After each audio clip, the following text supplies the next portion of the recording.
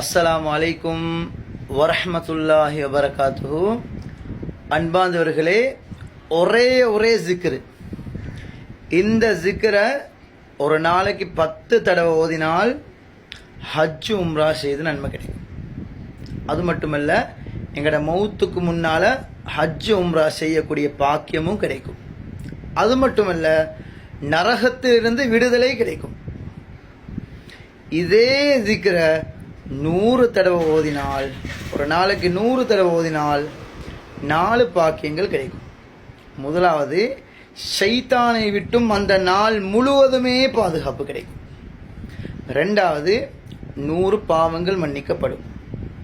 மூணாவது, 100 நன்மைகள் கிடைக்கும். நாலாவது, 10 அடிமைகளை உரிமையிட்ட நன்மைகள் கிடைக்கும். அது என்ன திக்ரு? எல்லாருக்கும் பாடமான திக்ரு.